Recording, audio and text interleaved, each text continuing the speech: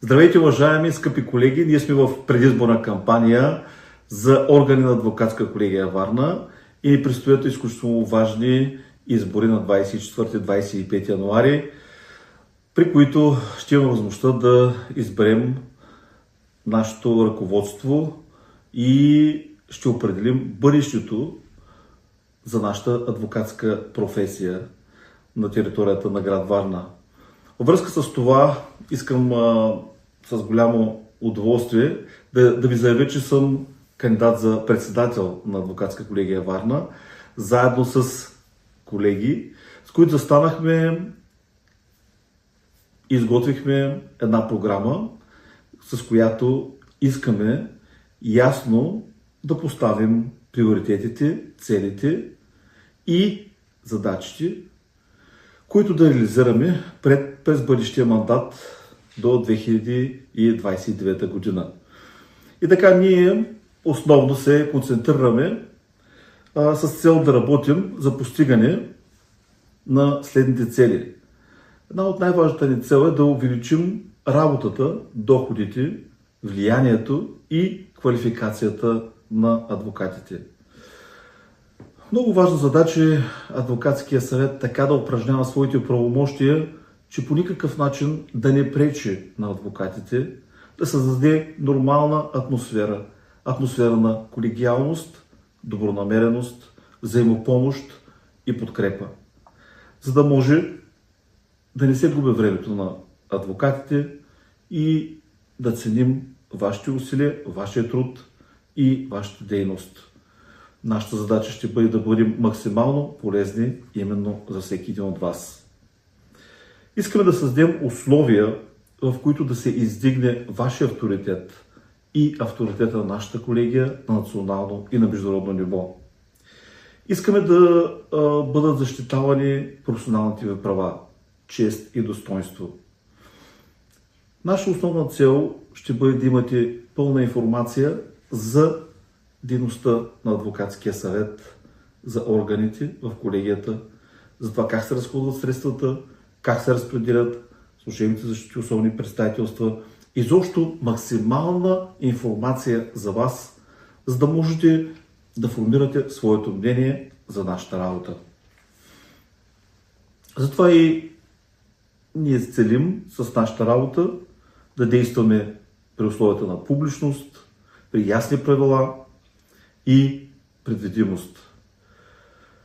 Ще има изготвени правила за разпределение на служебните защити особени представителства и то по безпристрастен начин, така че да се гарантира равномерното, но и случайно разпределение на служебните защити и особени представителства.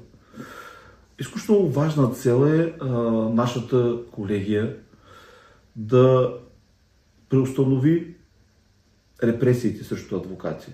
Това, с което се прочу в цяла България и в цял свят.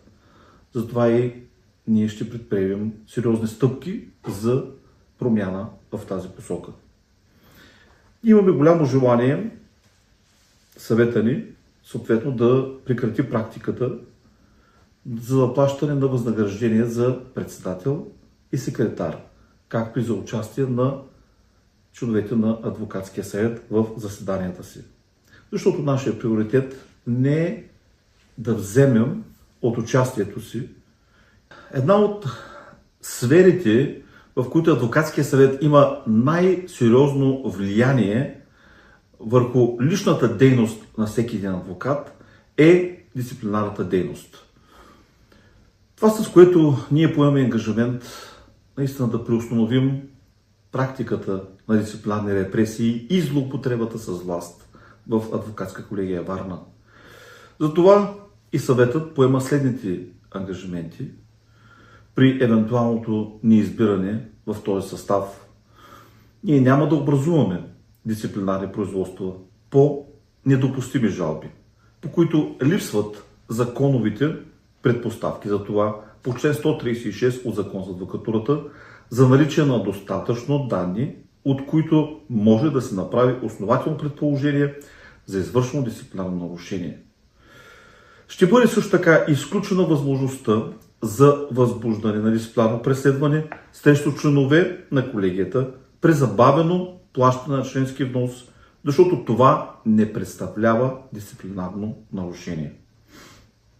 Ще създадем организация за провеждане на медиация с цел решаване на спорове между адвокати и техните клиенти, за което ще бъде приет изричен правилник от съвета.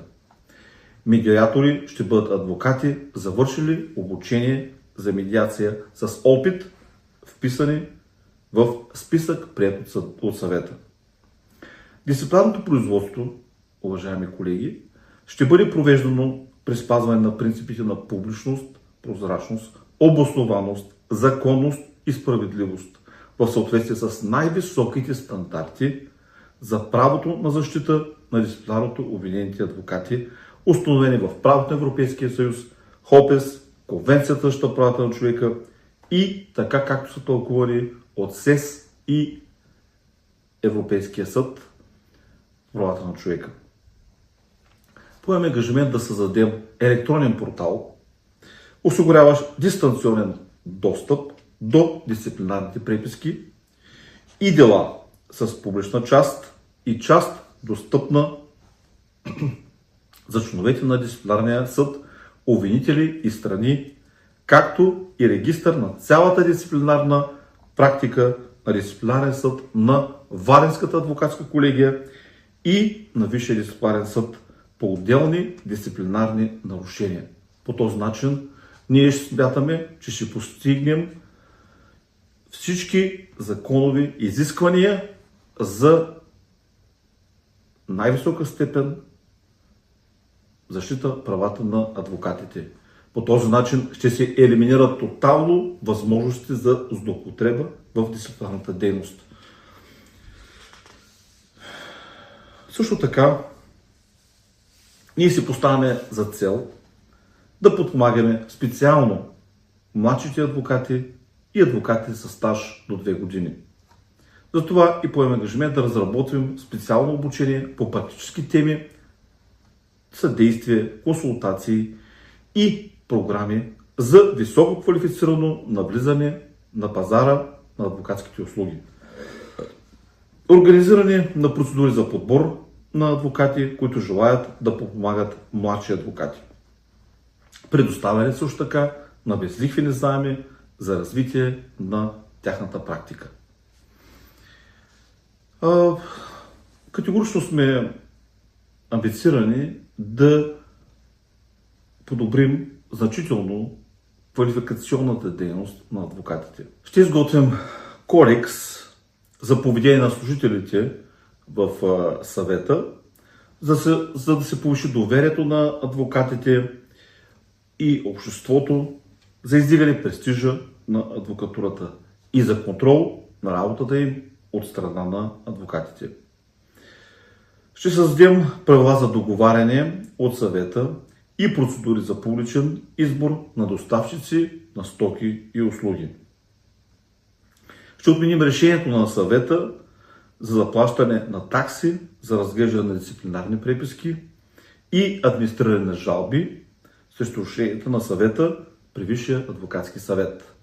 За всички тези мерки, уважаеми колеги, дълбоко сме убедени, че доверието в нашата работа ще бъде изключително голямо и чрез вашето участие ние ще можем да постигнем изключително големи цели и ще изпълним нашите задачи. Изключително важен приоритет е така, че адвокатския съвет и всички адвокати да може да участваме в дейността на Висшия адвокатски съвет. До този момент тази дейност за нас остава чисто информативна. След като вече са предприели някакви действия, взети са решения, ние разбираме от Висшия адвокатски съвет и то едва след като бъде публикуван протокола, много след това. Като решението на Висшия адвокатски съвет в голямата си част, касаещи изцяло дейността му, не подлежат на обжалване на съдебен контрол. И по този начин реално погледнато, ние сме лишени от възможност да участваме, което е изключително неправилно и погрешно. И до сега председателят на адвокатския съвет, който е единственият адвокат, който има достъп до всички материали преди заседанието и пълният дневен ред, реално погледнато не предоставя достъп до членовете на съвета и до адвокатите, не ни информира и по този начин, реално погледнато, няма никакво участие от наша страна. Тази позиция дава на председателя възможност да се запознае с тях и да бъдат изготвени своевременно съответните възражения и предложения, за да могат да бъдат защитени интересите ни, колеги. До момента е известно, че има такова бездействие от всички председатели и по този начин има неоснователно изолиране, нарушавайки принципите на откритост и почтеност. При избирането ни съветът ще бъде информиран за предстоящите заседания на Висшия адвокатски съвет и въпросите по дневния ред, за да могат членовете му да изразят становище и по въпросите от дневния ред, които последствия да бъдат отстоявани и защитавани от съответното заседание. Тази дейност, както казах, считам, че изключително голям ефект ще има върху дейността на всеки един от нас. Уважаеми колеги, на последно място част от нашата програма е да бъде извършен пълен одит на адвокатска колегия Варна. Това ще включва пълна ревизия на дейността на предходните съвети. Като поемаме ангажимент пред вас да ви информираме за резултатите, както и да сезираме съответните компетентни органи за всяко сериозно правонарушение, а при наличие на вреди ще бъдат образувани съдебни производства срещу отговорните лица. И така, накратко, това е програмата, с която ние заставаме пред вас